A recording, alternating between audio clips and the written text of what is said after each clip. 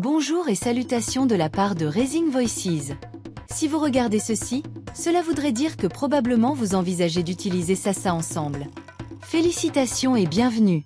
Cet enregistrement vous montre comment utiliser la grille des capacités du guide de mise en place de Sasa ensemble pour déterminer la taille de votre communauté, le nombre de personnel nécessaire et de prendre d'autres importantes décisions qui vous aideront à établir des bases solides pour une mise en œuvre efficace de Sasa ensemble. Cette vidéo s'adresse particulièrement à ceux qui, comme beaucoup d'entre nous, n'aiment pas les grandes grilles et les tableaux avec des chiffres. Nous espérons qu'elle vous aidera à planifier efficacement et simplement la prévention des violences à l'égard des femmes dans votre communauté. Voici Grace. Grace travaille pour une organisation de défense des droits des femmes. Elle se prépare à rédiger une proposition de projet et souhaite utiliser Sasa ensemble dans les communautés où son organisation intervient. Grace s'entretient avec Raising Voices, qui a créé Sasa ensemble. Raising Voices explique que Sasa ensemble s'appuie sur 3 stratégies principales. 1. L'activisme local mené par des activistes communautaires. 2. Le leadership communautaire mené par des leaders communautaires. Et 3. Le renforcement institutionnel mené par des alliés institutionnels. Raising Voices explique qu'il est important de disposer de suffisamment d'activistes, de leaders et d'alliés, ainsi que de suffisamment de personnel pour les soutenir, afin que Sasa ensemble soit efficace dans la prévention des violences à l'égard des femmes.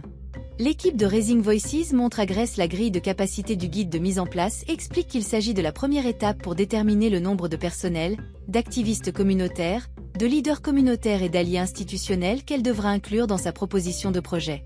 Grace souhaite utiliser Sasa ensemble dans une ville de 90 000 habitants, où les gens vivent à proximité les uns des autres. Et où il est facile de se déplacer dans la communauté et d'interagir avec de nombreuses personnes en peu de temps.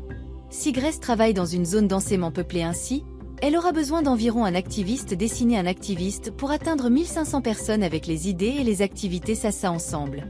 Donc, en calculant, Grace aura besoin d'environ 60 activistes.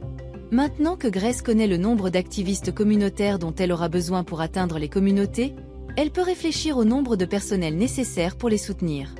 Il est important que le personnel puisse régulièrement rendre visite aux activistes communautaires et les soutenir afin de les encadrer et de les accompagner dans le développement de leurs compétences et de leur confiance dans l'animation des activités Sasa ensemble.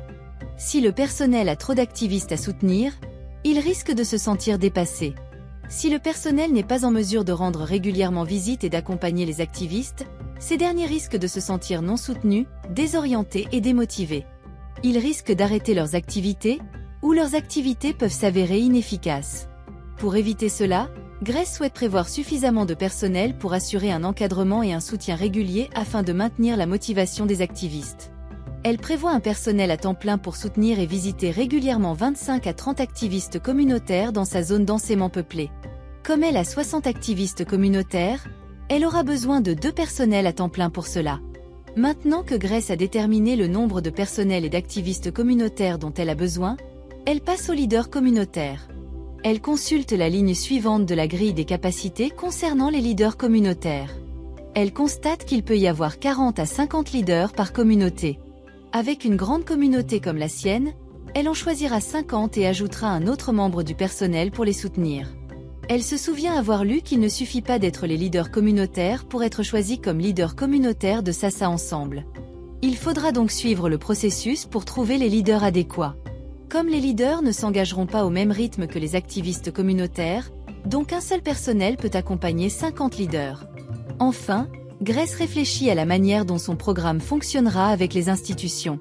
Elle consulte la ligne suivante de la grille des capacités concernant les institutions et les alliés. Consciente que travailler avec les institutions peut être difficile et chronophage, Grace n'en choisit que 2. Au sein de chacune de ces institutions, Grace estime avoir besoin de 6 alliés, soit 12 alliés institutionnels au total. Grace prévoit un membre du personnel supplémentaire pour accompagner les alliés et guider le travail avec les institutions. En tenant compte de tout cela, Grace a réalisé que, pour réaliser un changement conséquent dans sa communauté de 90 000 personnes, elle aura besoin de 4 personnels. Elle aura également besoin d'une personne pour l'apprentissage et l'évaluation, afin de l'aider à suivre les progrès, à générer des apprentissages et à consolider la mise en œuvre. Elle aura également besoin d'un pourcentage de son temps pour la coordination générale. Elle aura également besoin de 60 activistes communautaires, 50 leaders communautaires et 12 alliés institutionnels travaillant au sein de 2 institutions. Grace dispose désormais de toutes les informations de base pour élaborer sa proposition de projet. Satisfaite, Grace dit au revoir au personnel technique de Raising Voices qui l'assiste par Zoom et part prendre une pause café, où elle rencontre William et Betty. Ils souhaitent également utiliser Sasa ensemble dans leur communauté. Mais ils travaillent en zone rurale. Grace leur montre les autres colonnes de la grille de capacité, afin de les aider dans leur propre planification pour différents types de communautés.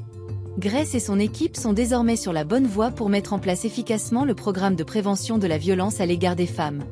Nous espérons que l'histoire de Grace vous aura été utile pour comprendre certains des éléments à prendre en compte lors de la conception d'un nouveau programme de mise en œuvre de Sasa ensemble. Utilisez la grille de capacité et réfléchissez à certains de ces ratios, entre le personnel et les activistes communautaires, par exemple, peut contribuer à établir les bases d'une programmation efficace et à éviter les problèmes ultérieurs. Vous pouvez télécharger le guide de mise en place de Sasa ensemble sur notre site web et contacter Raising Voices pour obtenir de l'aide à tout moment.